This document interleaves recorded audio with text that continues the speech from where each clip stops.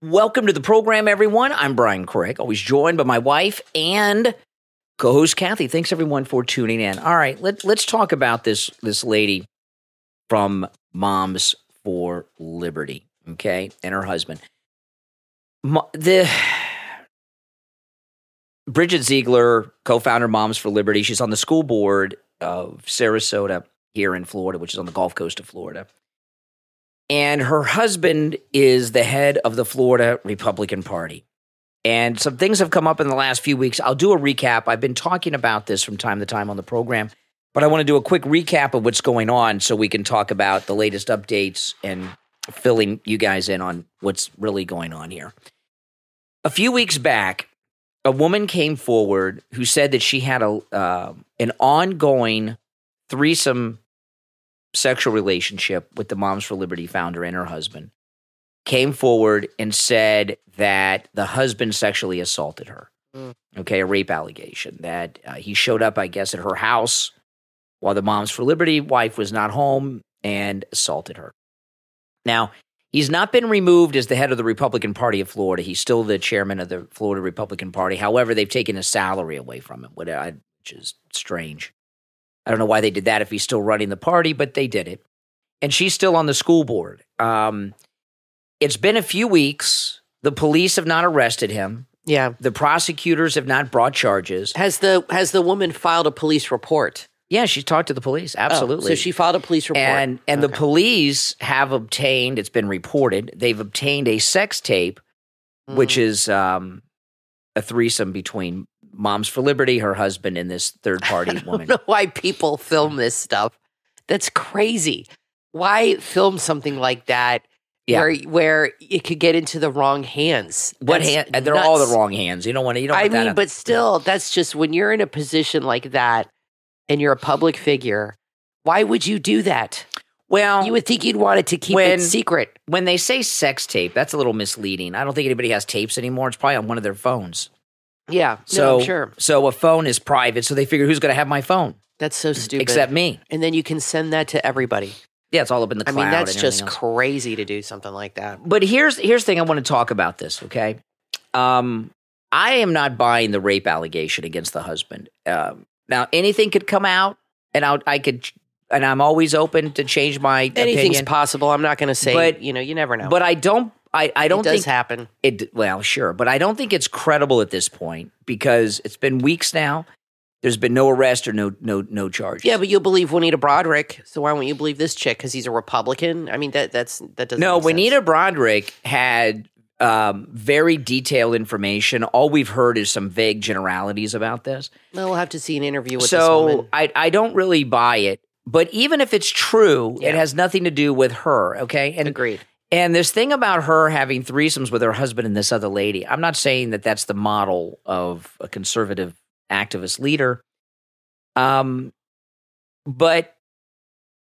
Moms for Liberty does not argue against sex or sexual activity. They argue against having sexually explicit material in the public schools accessible to children. Right. So there's a big difference in her having threesomes with her husband with this woman, which is all consensual. Even the accuser says those were consensual. The wife says it's, they all say it's going to.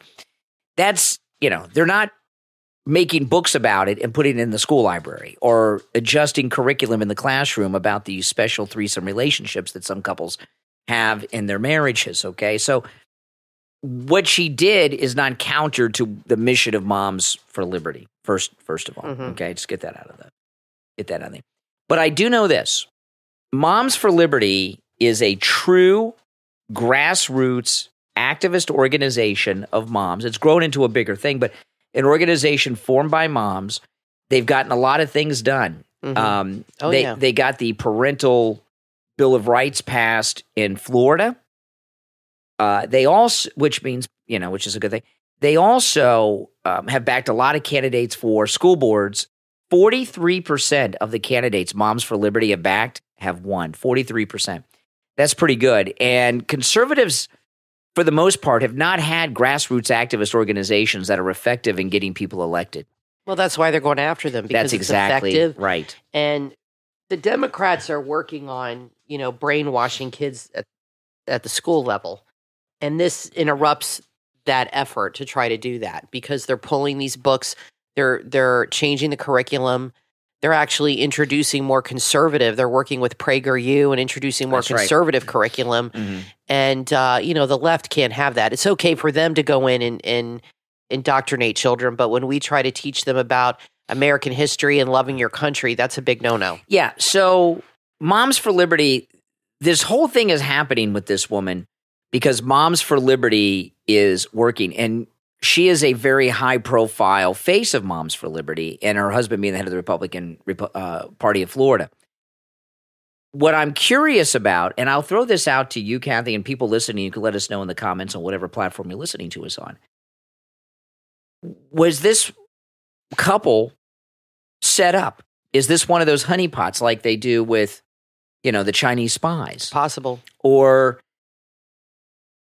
the Democrats, when there's somebody this effective, they follow you. They spy on you. They have private investigators. That's right. Did they somehow find out about it, like seeing this girl go and leave and such, and approach the girl and pay her off? There's a lot of possibilities here. But I'm telling you, I'm standing by this woman and this couple.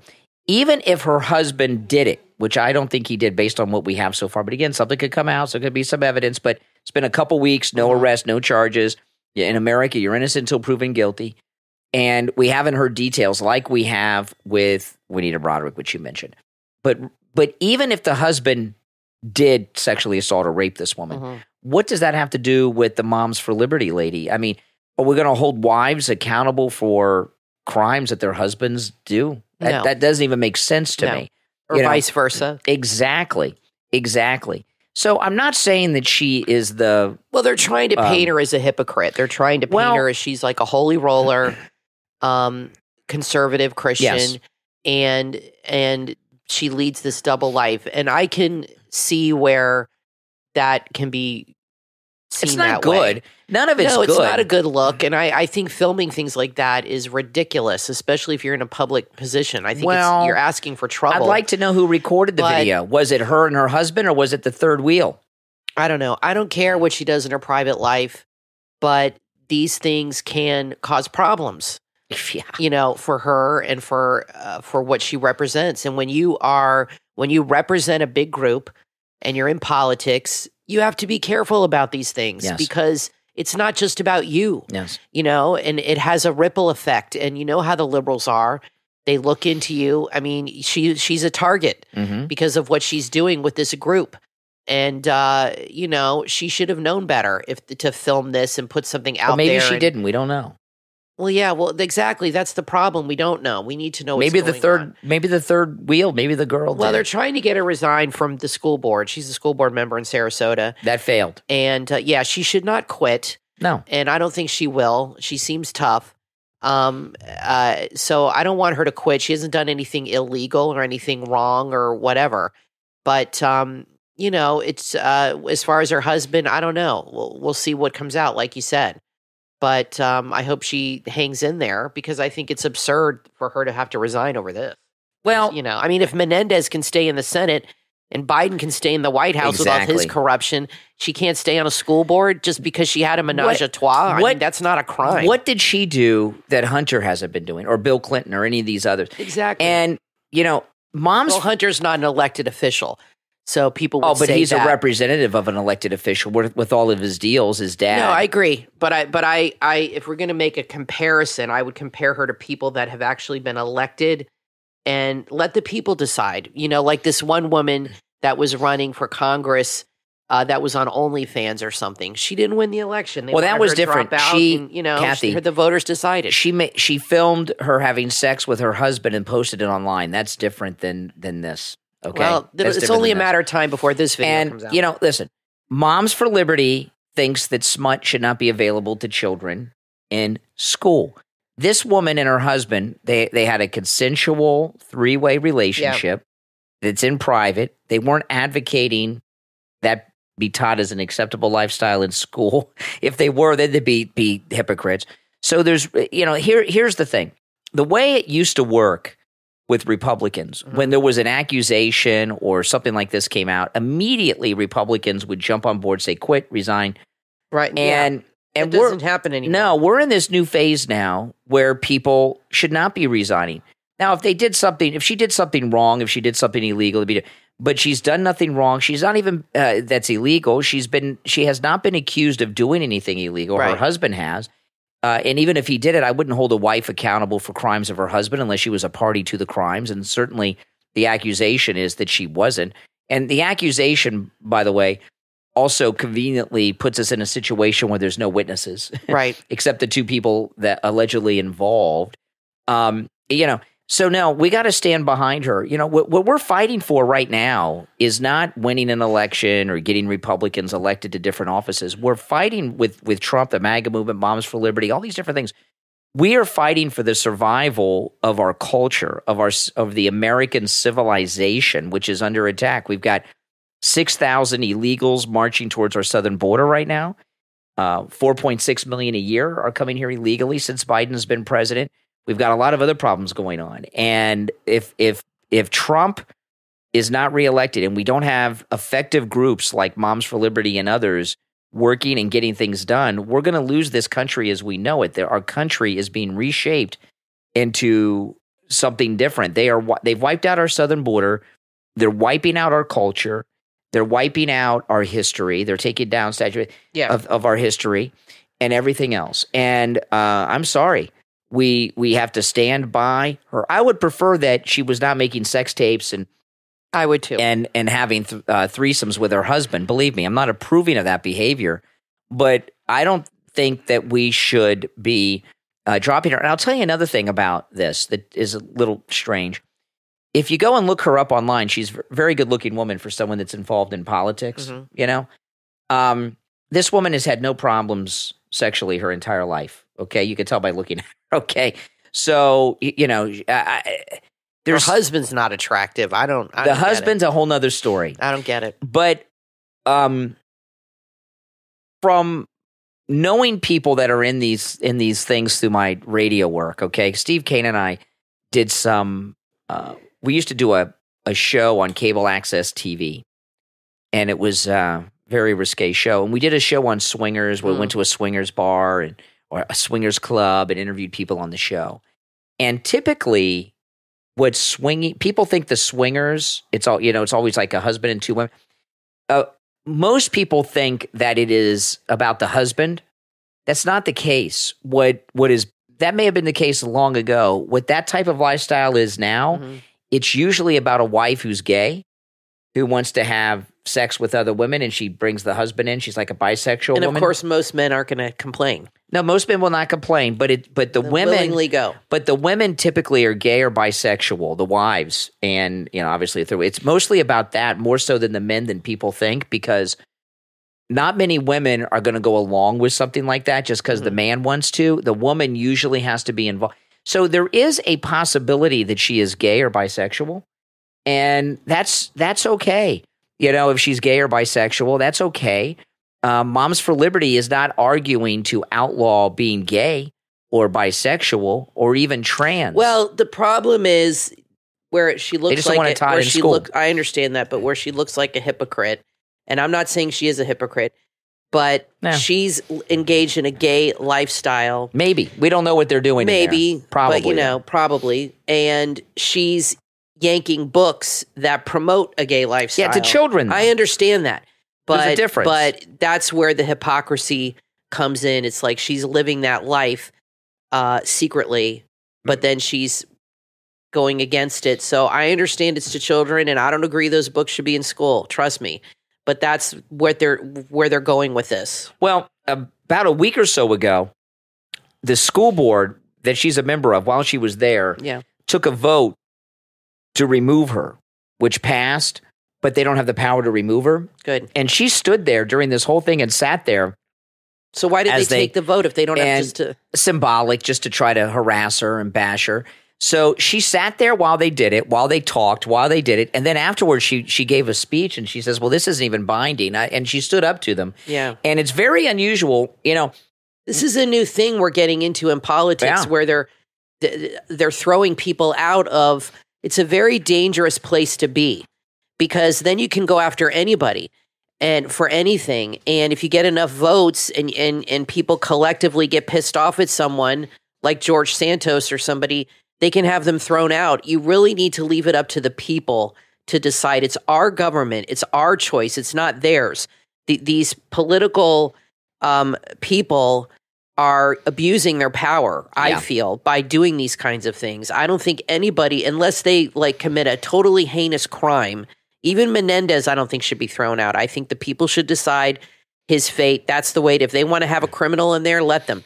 But unless you're like a serial killer or you're harming people physically or doing horrible things like that, you know, obviously that's you know, totally different circumstance. But if it's something, you know, like stealing gold bars from Egypt or something. Well, he was spying. Or, well, that's bad too. Menendez was spying. Well, then take it to court, whatever. But maybe that's a bad example. But I don't think it's a good idea for these politicians to have the ultimate decision here. Yeah. I think the evidence should come out.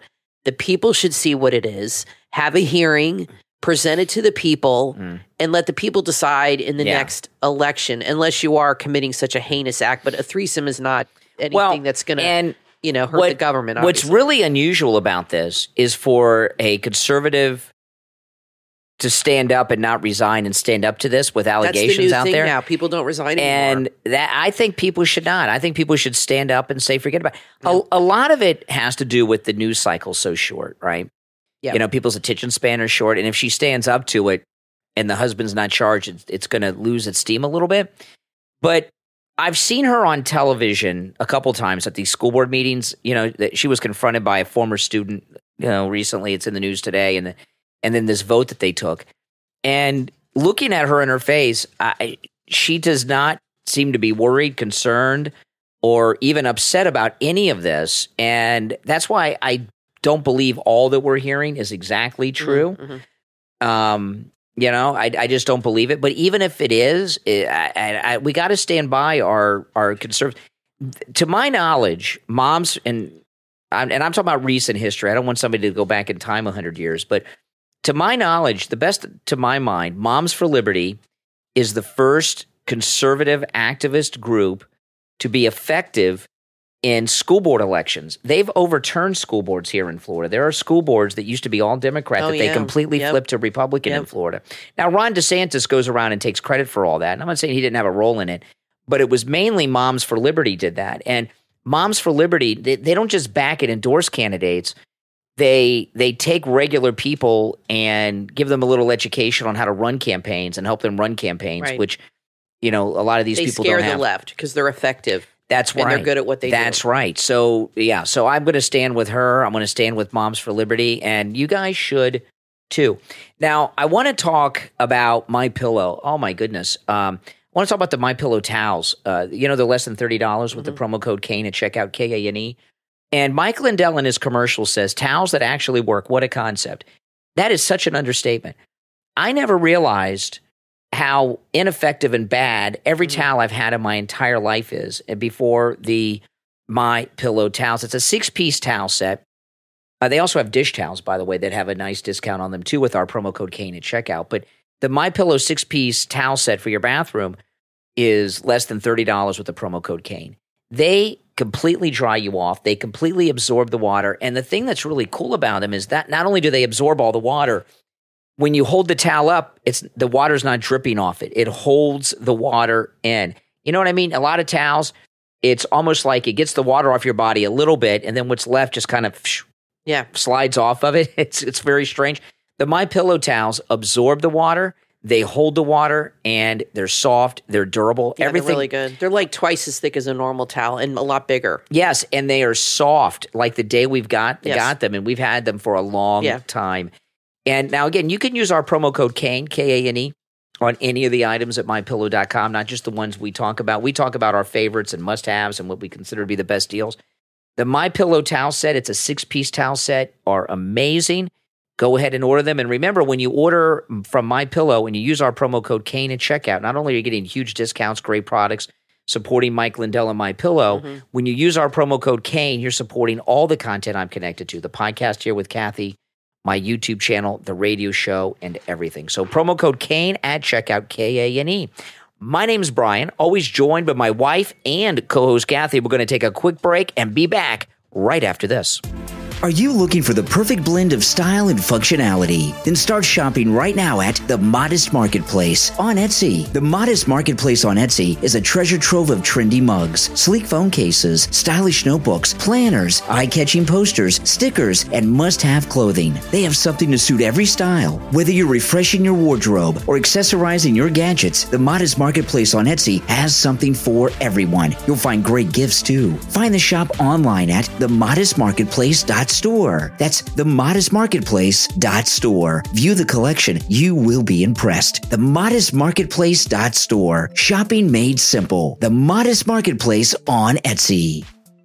Parents and grandparents, are you looking for a toy that your children will love that'll spark their curiosity and make them laugh? Then order the Sensing Crawling Crab from CrabbyPlay.com, where every crawl creates a symphony of smiles. The Sensing Crawling Crab is a toy that'll become your child's magical companion, bringing innovation and joy to their playtime. Watch as your child's eyes sparkle with wonder as this adorable crab explores, dances, and entertains. You'll see your child laugh and chase after the crawling crab. It'll give them an endless source of fun and discovery. With its adorable crawling action, this crab is cute and encourages your child to engage in playful pursuit, mesmerizing them with its charming movements. It'll stimulate your child's curiosity and cognitive development. Your child will learn cause and effect, all while having fun. The Sensing Crawling Crab has enchanting melodies and dancing movements that create a whimsical atmosphere that adds more fun to your child's adventures. It has a built-in sensing device that navigates and avoids obstacles, providing uninterrupted fun. Visit CrabbyPlay.com, CRABI, and bring home the Sensing Crawling Crab and let the magic of Krabby Play turn playtime into a lifetime of delightful memories. CrabbyPlay.com.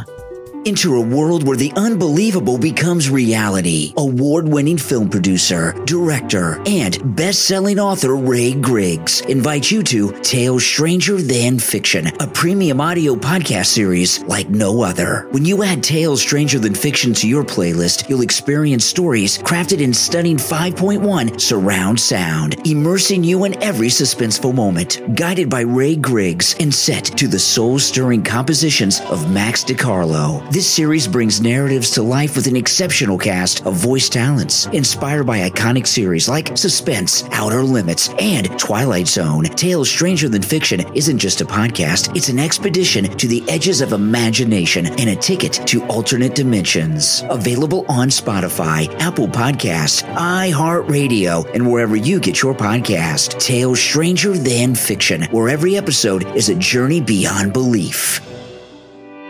Get ready to smile wide and laugh out loud with Truth Be Told, a hilarious collection of short stories from the life of an ex-dental nurse, author Gabriella Aiden. Available on Amazon. In Truth Be Told, see the world of dentistry like you never have before. From eccentric patients to the daily antics of a dental clinic, each story is filled with humor and wit. You'll experience the comical side of dentistry as you take a journey that's filled with laughter, mishaps, and the occasional cringe. Author Gabriella Aiden brings to life the colorful characters and absurd situations with her masterful storytelling. Truth Be Told is filled with adventures that are sure to leave you chuckling and nodding in recognition, because sometimes, truth be told, life in a dental clinic is stranger than fiction. Truth Be Told, short stories from an ex-dental nurse, is perfect for dental professionals, patients, or simply those who love a good laugh. Truth Be Told, short stories from an ex-dental nurse, from author Gabriella Aiden. Available on Amazon. You are listening to The Brian Craig Show podcast, broadcasting from sunny South Florida. Brian is joined by his wife and co-host, Kathy. Follow Brian on social media at BrianCraigShow.com. And now, Brian and Kathy. Welcome back, everyone. I'm Brian, always joined by my wife and co-host, Kathy. Thanks, everyone, for tuning in. Well, this just came out yesterday on Christmas. Yeah, Biden gave a Christmas present to the federal workers. This was on Christmas Day. Biden just enacted a historic, this is on Twitter, a historic 5.2% pay raise for federal workers. This is the largest pay raise since 1980. And then this is like a Biden campaign Twitter account. This is another example of President Biden's commitment to building an economy from the bottom up and the middle out. So I didn't get a raise. Probably most of you listening didn't get a raise. Federal workers are paid very well, okay? They can't get fired. They're, in fact, overpaid. He gives them a raise. Well, actually, we gave them a raise. You know, the inflation rate right now is it's under 4, but overall, since he's been president, it's well over 4. So he gave them a pay raise that's greater than the rate of inflation. And the reason he did that, the federal workforce is huge. They're unionized. They vote. And he just did that to get their vote. That's all. Trump is in a new poll 4 points ahead nationally of Biden. And so that scares the hell out of them right now. That just came out that he's surging. And I think that's going to go up. Yeah. And that's a direct result of people remembering how good things were under Trump and how bad things are. They're comparing how bad things are under Biden right now. So that's what's making that happen. Yeah, you know, and this thing with the federal workers, they don't deserve a raise. I'm sorry. First off, there's too many of them. They need to stop hiring federal workers and downsize and phase them out. There's just too many. I mean, you know, like look at the post office. You know, we talk about this sometimes. When you go to your mailbox, how often is there something in your mailbox that's not junk mail? Yeah. I mean, this time of year you get Christmas cards, but I would say 98 to 99% of the mail that comes in our mailbox is complete junk. Complete junk. Advertisements. Oh, maybe more. Yeah. I mean, I'd say almost 99.9. Yeah. I mean, how much money could they save just cutting back on the But the thing is, since the federal workers are unionized, they really in many ways run the government because they're an important voting bloc to the Democrats. Well, these politicians are federal workers, so they believe in that, in the federal working system. I mean, they believe in big government because that's who they work for. That's what they're a part of, the big government.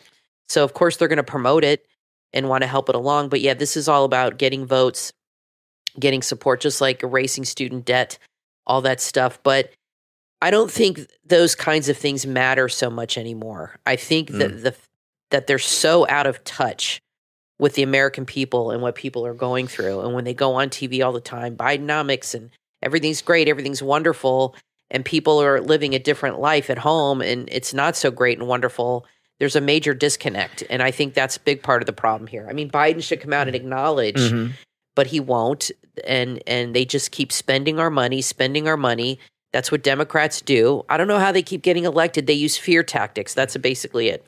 Yeah, and I don't really like federal workers. The federal workers I've met, they're very arrogant. If you've ever known someone that works for the federal government, and you know and you ask them what do, they usually say, "I work for the government." Yeah, they're very impressed with themselves. Yeah, and there's this culture with I'm talking about federal workers, not like state and local government. Federal workers, they think that they are serving the public, and they think that they're better than the rest of us.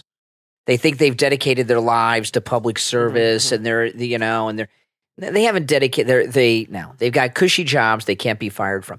Now, what's going on right now is insane. There is a massive caravan of illegals heading to the U.S. border through Mexico. It's the largest in over a year. Wow. It's expected to, right now it's 8,000 large. By the time that it reaches the southern border, it's projected that it will be up to 15,000. See, this is what I don't understand. This is a big part of Biden's problem. And people even in the cities, inner cities and these major cities are not happy with him over this. It's really affecting his base, but he keeps doing it. It's a problem they can fix very quickly. It's affecting his approval rating big time. It's a major issue for people. Yet, obviously, he has a reason for doing it because he keeps going against popular opinion. Yeah, and he keeps letting it happen. Listen, this is what the article says. This is in the New York Post. Migrant families primarily from Cuba, Haiti, and Honduras set off for the United States on Sunday, walking more than 9 miles from the Mexican southern border. Cuba, Haiti, and Honduras. How did they get from Haiti and Cuba over there to Central America and make their way through Mexico. Interesting. They had Christmas Eve dinner, which was made up of sandwiches, bottled water, and a banana. They spent Christmas night sleeping on cardboard or plastic under awnings and tents. They're once again inching towards the U.S. southern border, making it the largest migrant caravan approaching the U.S. since June 2022. Completely open. Radical migrant activist Luis Garcia Villagran, who is with the group, has said that he expects the group to be 15,000 large. They're carrying signs that read, "Exodus from poverty," like that's our problem. The influx of new migrants, it says here, threatened to further strain the United States' overburdened border patrol. As many as 10,000 were arrested each day this month by U.S. Customs and Border Patrol. The total number of migrant encounters in December alone has surpassed 200,000. Wow. The Mexican government has said it's detected about 680,000 migrants moving through the country in the first 11 months of 2023. I mean, come on. 15,000? Border Patrol agents have become overwhelmed by the surge. Migrants are outnumbering agents 200 to 1 just at one Texas crossing. You know, the border should just be completely shut down. That's what I'm saying. Which they can do, but they don't want to. But they don't want to. See, it makes you wonder, obviously, there's a reason for it. Yeah, absolutely. That's greater than risking him not getting elected again. So I don't understand why they just don't do something now to help his poll numbers and then kick it back up again once he gets reelected. You know, that's how Democrats would think. But they're not even doing that. They're not doing anything. Well, Biden, one thing we know about Biden, no matter what Biden does, he does it for one reason and one reason only, and that's to get paid. He's always getting paid somehow. So somehow he's getting money. But, you know. Well, it tells me that he's not really in charge, that he's just a figurehead. Yeah. And whoever is in charge of this does not care about his approval ratings and doesn't care how it's affecting him because they have a separate agenda. That's right. That they want to push through. And he has zero influence. I don't think he has any power in this country at all. I think there's other people running the country, and they have other agendas in mind. And they figure he's not going to be in there much longer, and they got to push it through and push through as much as they can. Mm-hmm. Well, yeah, maybe, you know. But, you know, last week when all this talk came of taking Trump off all these different ballots, Gavin Newsom came out against taking Trump off ballots. Right. And I'm starting to, and I know this isn't a unique thought. I know other people have thought this. It's looking to me like there's at least a thought among the Democrats. I'm not saying this is going to happen, but there's a thought among Democrats, and Gavin Newsom is, of course, the head of the thought of this, about having a broker convention for the Democrats. We keep talking about a Republican broker convention, but I think they might be planning a Democrat broker convention because Biden wasn't supposed to run for re-election. He ran. But things are going so bad right now. Yeah, they are. That it's hopeless. Well, they're still hoping that they'll put Michelle in his place. They're really, I think, really trying to get her, and I think she could definitely be a run for give Trump a run. I do. Can you see her in a debate? No, or on an interview about the issues? She might not debate him. She might refuse to debate him. I mean, it's a totally different ballgame now. People don't debate anymore. They refuse to debate. But if she was, I don't think she's going to do it, but I don't talk about it. I don't either. She's too busy hanging out with Tom Hanks and stuff. But if she was going to do it, I'm not saying she'd win, but it would be close. I mean, the Democrats would completely rally behind her. 110. She would get that excitement going that Biden can't get. You know what I mean? I don't think so. People are not going to run out and vote for Biden because they love him or they believe in him. But the Democrats would definitely vote for her. They'd be very excited, but they love the Obamas. So, but I don't think she's going to run. I don't think they have anybody because I think they're stuck with this guy. No, I don't think people would be energized by her. Maybe for a minute until she started doing interviews. If you think about it, but she's not going to run. You haven't heard Michelle Obama talk about things that are too serious. Yeah, and once she started talking, I think she would sound stupid. Yeah. Well, really. I don't think that matters. I don't think that matters to them. If you she heard, says a lot of things they like to hear. If you heard her talking about the issues, like if she went in and if she was running Michelle Obama, and she'd have to talk about Israel and Gaza. She'd have to talk about Ukraine and Russia. That's true. She would sound like Kamala Harris. Harris. Obama didn't talk about those things, and he just spoke in platitudes, and they ate it up. That was different. We go high and believe in yourself, and blah. Everybody's equal, and we're all love each other, and blah blah blah, and that goes a long way with people. They like to hear what they want to hear. Yeah.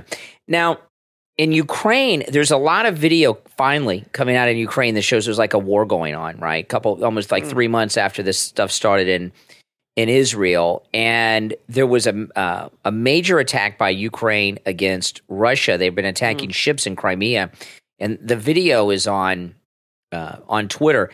They attacked a ship that's 360 feet long, and I mean, there's just explosions everywhere. It seems like Ukraine's amping things up a little bit, and my guess would be they're amping things up again because people are saying, well, it's been like 3 months since this started in Israel, and we're not seeing any fighting in Ukraine. Exactly. Ukraine was basically a stalemate.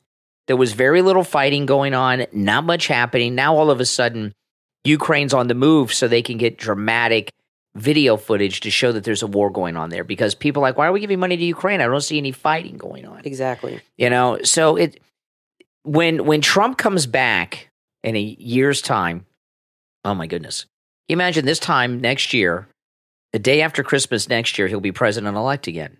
Amazing. I know, isn't that crazy? Yeah. You know what it's going to be like on the cable news when he's president-elect again? I might have to stay up for this election night to see the media when they have to start announcing the states for Trump. Be exciting. And when some of these blue states start coming in for Trump, which is very possible, things are going really bad. The Democrat vote turnout is going to be the lowest that it's been in a long time. Well, what's going to happen if they keep him off the ballot, these blue states? He's not going to be off the ballot. This is just for the primaries. That'll be, and he's not going to be off the ballot. He's not going to be. Not going to be. And that night, when they have to announce Donald Trump has just been elected the 47th president of the United States. Can you imagine when he comes out and gives his acceptance speech this time? Be amazing. Crazier than the last time. Oh my goodness. It'll be crazier, more exciting, and Barron will be a lot taller than the first time. That's for sure. I mean, they're going to be sick. As depressed as they were when he was elected the first time, that's going to be nothing compared to his reelection. I wonder where Barron's going to go to college. He's got to be 16, 17 by now. Yeah, he'll be living in the White House and going to college. Well, or off to college. Maybe Wharton School of Finance or... Yeah. I don't know. But I know it's going to be exciting. It's going to be so exciting. Once he's president-elect, that's when you're going to really see them freaking out. The next big freak out for the... It'll be interesting next year. The next big freak out for like the media is when DeSantis or Nikki Haley drop out. When DeSantis drops out, it's good. He's so low now. I don't think anybody cares. There's a new poll today. He's like in 4th place. He's got no money left. So you showed me that video of him eating. Oh my gosh. Oh, I can't believe what bad manners he has. It was pretty bad. I mean, I have never seen somebody eat like that. He took a huge bite of a sandwich. I mean, huge. Stuffed it in his mouth. And then he shoved it in the side of his mouth and started talking. And then he put more food in his mouth before he had even eaten that. I mean, this guy is Ivy League educated. He has no manners. He's like a caveman. Yeah. I mean, classless. Trump has class. I've seen Trump eat. He doesn't shove a bunch of food in his mouth. He doesn't talk with food in his mouth.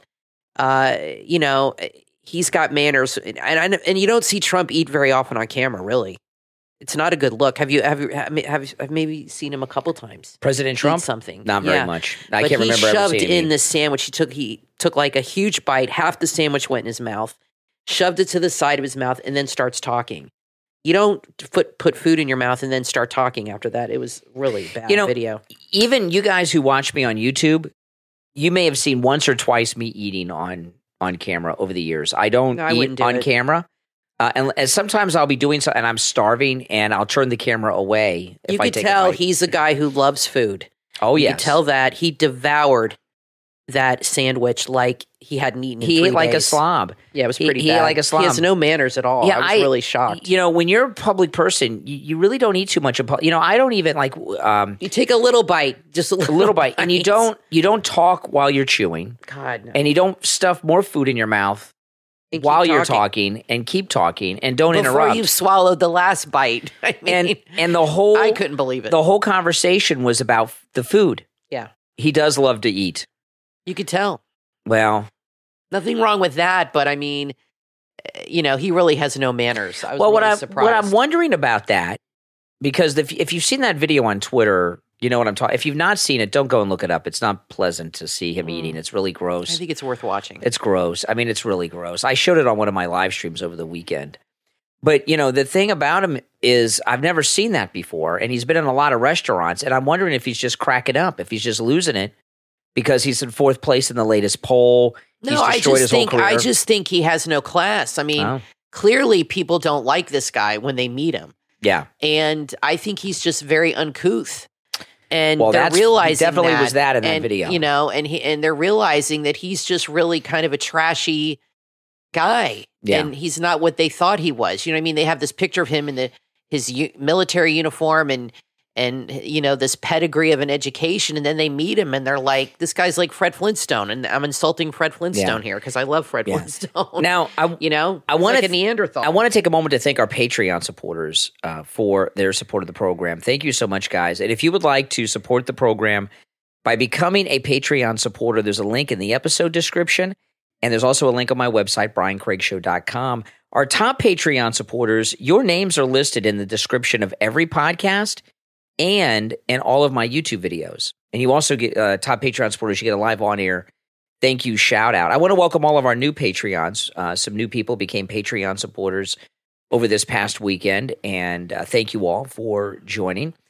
But the names you will hear now are our top Patreon supporters. I want to thank Andrew and Connie, Christine, ETW, Chuck, D, Pamela, Rick, Nick, Wesley, Macho, Mike P, Carlos, Paulette, John, Maria in Texas, ActicFox, Heather, David, and Richard. These are our top Patreon supporters. Thank you so much for your support. I'm Brian, always joined by my wife and co-host Kathy. We're going to take a quick break. There's a lot more to cover. We'll be back right after this. When you're looking for luxury and comfort while you sleep, look no further than u-store.com. That's the letter U. With u-store.com, you'll experience the pinnacle of quality with their bedsheet sets, crafted from the finest Egyptian and Supima cotton, and it's grown right here in the USA. u-store.com's goal is to bring you luxury at an affordable price. Their bedsheets are not just softer, but they're more breathable too, thanks to the extra long staple fibers. They're also remarkably durable. Imagine each night slipping into sheets that elevate your sleep experience. You'll do just that with their special weave and unmatched softness. And they're proudly made by skilled female artisans. They also offer free shipping on all orders. Make sure you check out their plush cold winter artisan scarf. It's warm, cozy, and hand-fringed. It's more than just an accessory, it's a statement. u-store.com is committed to sustainability. Everything is made using natural fibers with only the power of windmills and solar energy. Support small business. Visit u-store.com. That's the letter U, u-store.com, where luxury meets sustainability. Start shopping right now. Are you a millennial entrepreneur or thinking of starting your own business? Then add Brain Thunder with Martha to your Spotify playlist. Martha is an attorney. She has a passion for showcasing the remarkable achievements of millennials who are changing the game. Each episode of Brain Thunder with Martha is a journey through the diverse experiences and challenges faced by these dynamic entrepreneurs. Each episode has a unique guest, from founders in the tech industry to champions of sustainability, real estate investors to mental health advocates, and many more. Are you curious about the future of remote work? How about the realities of entrepreneurship in today's market? Maybe you have an interest in the renaissance of retail. Brain Thunder with Martha covers this and much more, providing you with insightful perspectives, thought-provoking discussions, and actionable advice. Whether you're a successful entrepreneur or thinking of starting your very own business, Brain Thunder with Martha has what you're looking for. Listen in on Spotify and join the conversation and be part of the exciting journey into the minds of the millennial generation that's shaping our future. Brain Thunder Under with Martha on Spotify. Start listening right now. Stay up to date with the latest cybersecurity news with the Cyber Smart Morning News Update. That's Cyber, CYBUR. Hosted by retired FBI Special Agent and cybersecurity expert Darren Mott. Darren Mott brings over 20 years of cybersecurity experience to your morning routine, delivering quick, major cyber headlines that you might have missed overnight. Each episode is packed with the latest news, safety tips, and crucial insights to keep you cyber aware and safe. In 5 to 7 minute hits each day, the Cyber Smart Morning News Update provides the day's cyber news highlights as well as what it all means for you. They cover everything: municipal breaches, supply chain attacks, the latest in cybersecurity. If it's cyber news, they've got you covered. Stay informed and stay ahead of the curve in this digital world. The Cyber Smart Morning News Update with host Darren Mott is your early morning cyber caffeine hit. Make sure to listen and tell your friends too. Available on Apple Podcast, Spotify, and all major podcast platforms. The Cyber Smart Morning News Update with host Darren Mott, where cyber news meets clarity and action. In these times of uncertainty and global challenges, understanding the true source of authority becomes more crucial than ever. The new thought-provoking book from author John Pistorius, available on Amazon, BarnesandNoble.com, and JohnPistorius.com, is your next must-read book. No authority except from God. No authority except from God takes you into a world where a ruler emerges, commanding global obedience and marking those under his reign. During times of crisis, questions come up. Must we surrender our faith to human authorities? What does God say about submission? With a rich history of ministry since his youth on the streets of Pittsburgh, author John Pistorius brings his personal experiences and extensive study into this enlightening book. He guides readers through the biblical evidence and historical records, unraveling the truth about obedience and submission to human powers. As our world faces new challenges, it becomes imperative to weigh every mandate against biblical truth. Author John Pistorius reminds readers that the enemy will twist truths, but God's word remains our ultimate guide. This book is a journey into understanding how those in authority can use their power to honor God and how to navigate the end times with faith and wisdom. Author John Pistorius is now serving as a pastor in Western Pennsylvania. No authority except from God, from author John Pistorius, available on Amazon, BarnesandNoble.com, and JohnPistorius.com. You are listening to the Brian Craig Show podcast, broadcasting from sunny South Florida. Brian is joined by his wife and co-host, Kathy. Follow Brian on social media at BrianCraigShow.com. And now, Brian and Kathy. All right, we're back. I'm Brian Craig, always joined by my wife and co-host, Kathy. All right, everyone's talking about AI, and every time they talk about AI, they talk about Terminator 2 and Terminator and all of that. Well, this is nuts. There was a happening at the Tesla factory. Listen to this. This just broke, by the way, as the show is going on here. A Tesla engineer was attacked by a robot during a brutal and bloody malfunction at the company's factory near Austin, Texas. 2 witnesses watched in horror as their fellow employee was attacked by the robot designed to grab and move freshly cast aluminum car parts. This is like a science fiction. I've seen movies where this happens. Yeah. This is nuts. Yeah. The robot had pinned the man who was programming software for 2 disabled Tesla robots nearby before sinking its metal claws into the worker's back and arm. Oh, my gosh. Leaving a trail of blood along the factory floor. The incident left the victim with an open wound on his left hand. This, by the way, this story is just breaking today. This happened in 2021. It just leaked out. Oh, my goodness. Yeah. Wow. While no robot-related injuries were reported to regulators by Tesla at the factory in 21 or 22, the incident comes amid years of heightened concerns over the risks of automated robots in the workplace. Reports of increased injuries due to robotic coworkers at Amazon shipment centers like killer droid surgeons, self-driving cars, and even violence from robotic chess instructors have led some to question speedy integration of the new technology. The injury report, which Tesla must submit to authorities by law to maintain its lucrative tax breaks in Texas, claim the engineer did not require any time off work. And it goes on. But this seems to be like a common thing. You know, this business That's with insane. the electric cars and everything, nothing good seems to come out of it. No. I saw a guy who's got a Hyundai that's electric. He needs a new battery. It's like $18,000 for the battery for his Hyundai. I think the electric cars are going bye-bye. I think people are realizing they're just not practical at all, and they're not cost-effective. You know, I'm all for technology and advancements and everything, but I think we're getting into a weird place here. You think? Where, you know, it's like Dr. Frankenstein here, where your creation starts to destroy you. Yeah. So it's interesting that Mary Shelley wrote that book so long ago, and it's still pertinent today. But you know, not all. I don't want to go backwards. I like technology, but not all of it's good, and especially when there's a lack of a human element. You were telling me that Publix is our local grocery store. They are now getting rid of the automated checkout Not stands. just Publix. A lot of places are, and that's a good thing. I've been reading a lot nationwide. It seems like there's a backlash to all this now. Yeah, nationwide, like Targets and Walmarts and stuff are removing self-checkouts. Yeah, I don't like them. I mean, I don't want to spend an hour shopping and then have to check myself out. And I like that you know, they're just taking out the human element of everything. I like that human connection where you go and you see the checkout person and they're like, "Oh, hi, thank you for shopping." And that's what sometimes makes me go back to a store. Like our local Publix, everybody there knows us. Now I haven't been in a while because I go to Instacart now, but before the virus, we shopped there all the time. Everybody knew our name. We knew their names. Hi, how are you? This and that.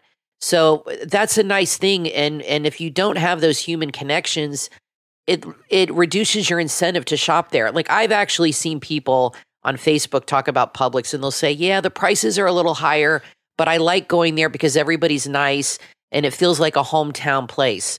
And if you take that out of the store, that takes away one of your incentives to go there. Since what happened with COVID, I don't like the self-checkouts. Tell me what you guys think if you like the self-checkouts. Well, what happened with COVID, people started order, like not just us. I mean, we order Instacart for our groceries. Yep. You go to restaurants. I do because I'm disabled now. It's hard. It's just hard for me to shop. But you go to restaurants and they're empty because everyone's doing DoorDash. That's right. And and you look at like the self-checkout. There's a big problem. A lot of jobs that young people had or even adults had as second jobs or even full-time jobs, these entry-level jobs just don't exist anymore. And they don't want to do them. They need fewer people in restaurants because they don't need as many servers because there's so much takeout now. Right. They need fewer people in grocery stores because of Instacart. In places like Walmart, you can go to a Walmart superstore and there's like 2 cashiers and everything else is self-checkout. I don't like it. I don't like the self-checkout. It feels like I got to work for it, and it's confusing sometimes, and not everything. I mean, I just think it's such a bizarre concept that you go shopping to a store, you spend money, and then you've got to work and check out yourself. Yeah, I think that's agree. nuts. I don't like for a company to do that. I like to go have somebody smile at me, acknowledge I'm there. We went to a store, a new store opened up, Sprouts, by our house, and I wanted to go check it out a couple months ago. And we went in, the place was totally empty, and it's like a big produce store, really. It's just all produce. Yeah, things that sprout. Right, which I'm not really into produce, that I should be, but I'm not. And we went in, not one person said hello. We were the only people in the whole store. It was like 11 o'clock in the morning. Lots of workers. Nobody said hi to us. Can I help you? And I said to Brian, I don't even want to be here. I'm like, I like when people say hi to me. I don't care how busy or slow it is. Every store should have at least one person acknowledge you and be glad that you're there. I like that human connection. I don't like going to a store, but see, young people, I don't know how they feel about it. They're kind of used to everything being robotic and automated and doing things like that and ordering DoorDash and Instacart and all that stuff. Maybe they don't like that interaction. They're always on their video games and their phones and their heads are down. And I don't know. It's a different generation. Well, I don't know what. I'm curious what the audience is. I don't know what young people are doing when there's so few entry-level jobs anymore. Like they're influencers. They're making money playing video. Sure, they play video games. They make money that way. Some are, but not enough. Instagram, not for most. TikTok, a lot. Like when I was in high school, I got a job and it paid for my gas for my car when I was in high school and some spending money. Okay, so when we go to like a drive-through, like McDonald's or Starbucks or Wendy's or something, I don't pay attention too much, but what age are McDonald's? It's a lot of young people, but it's a lot of older people too. What age are the workers there? Even McDonald's now, they have a McDonald's app, and anytime we go to the McDonald's drive-thru, they say, "Are you ordering on your app today?" Which I think is so stupid. What's that about? I'm in the drive-thru, and and we went into a McDonald's and ate in there a few weeks ago, and people order on the app and have it pre-made and just pick it up. I think what you had said to me is true. They're pushing that because they want to fire some of their workers. They want you to order on the app, and then you just go in and pick it up, and so that they can fire some people and eliminate. The problem is, I don't know if it's a problem, but they have to pay these people a living wage, which I think they're obligated to do. And they've had to raise their wages to $15, $20 an hour. They've had to get extremely competitive because young people don't want to work. That's the way it is, and they don't want to pay those kind of wages. So they figure, you know what? Let's do the app. Let's push the app. Every time they mention the app, because even we went through McDonald's for breakfast the other day, and I said to you, well, maybe we should order on the app because they put that in my head. Like, well, and then you said, no, we're not going to do that. Yeah. They're just trying to put people out of work. So they mention it, and then if the more they mention it, eventually it becomes your new habit. Yeah. And people are creatures of habit. And they have all of a sudden now, like our daughter uses the app. She orders on the app all the time whenever she's home. She'll be like, well, let's just order on the app and then we'll go pick it up. We'll go in and get it. There's a new McDonald's by our house. They tore down McDonald's and rebuilt it. They don't have dedicated workers on the inside taking orders. You go inside and it's all computerized. You order yourself off a touch screen. That's right. Now, if you can't use that and you go up to the counter and call for help, somebody will come to a cash register. Yeah, I mean, we went to that McDonald's like a month or so ago. I went up to it's very nice, very modern. I went up to the counter. They have one very small counter. It's like they don't want you to use it. Yeah, it's not a long counter where there's 5 cashiers. It was one little counter with one register. That's it. And I went up and there was nobody there. No. They were all in the back making the food. And I'm like, hello. I thought that was crazy. And then a bunch of people came in that had ordered off the app and just to pick up their food.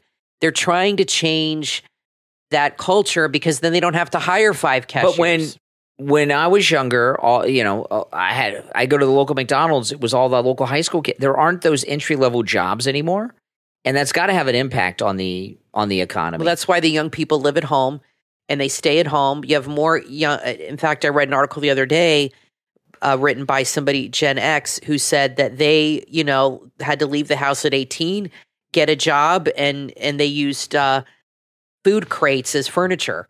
I remember doing stuff like that too when I was in college. Young people now, they live at home.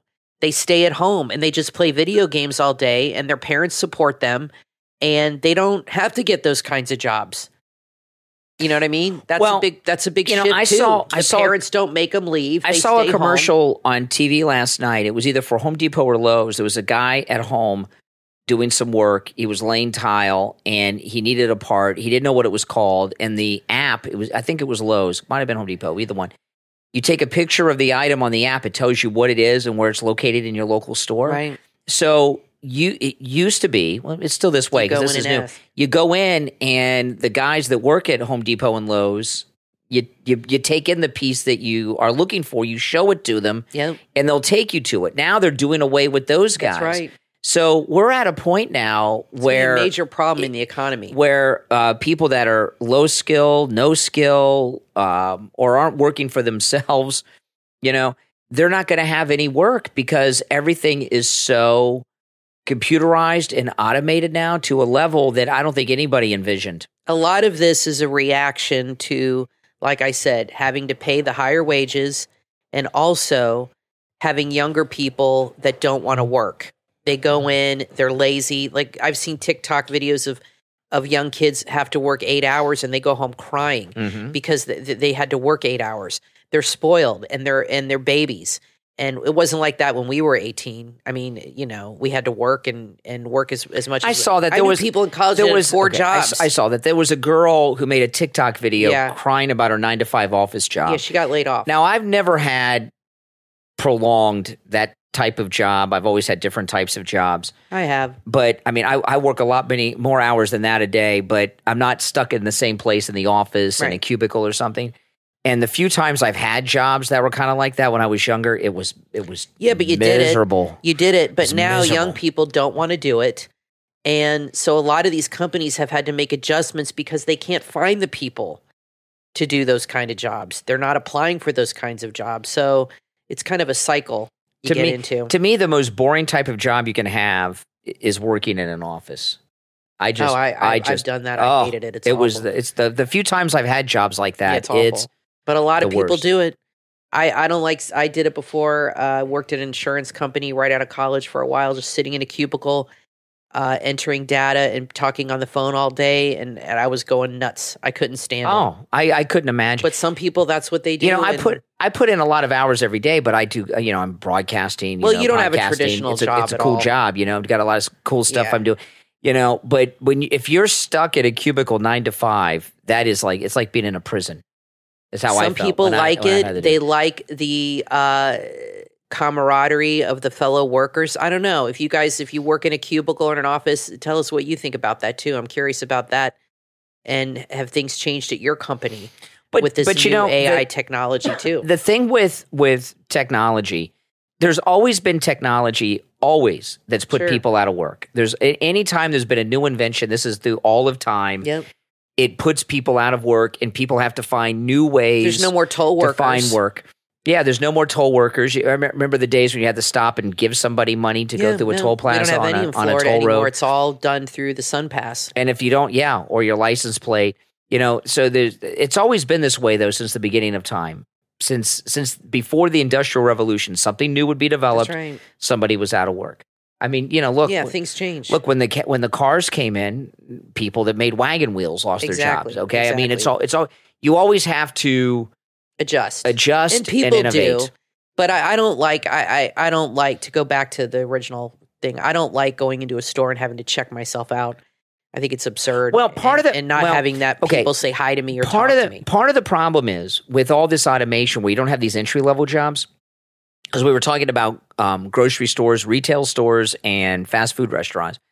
Young people get those jobs when they're in high school or their 20s, and it's a big growth period because that's the first time you're away from your parents. You're learning how to work and be responsible, deal with customers, and that shapes your whole life ahead of you. And if you don't have those entry level jobs available, you're missing out on a lot of social skills. Absolutely. That will do a disservice to you the rest of your life. And the generation that we have now, this Generation Z, are not learning social interactive skills with people because they don't have that interaction working at a drive-through or working at a retail store. Mm-hmm. You know what I mean, guys? So there's part of growing up is having a job and having to deal with people for the first time that aren't your mommy and daddy that think everything you do is great.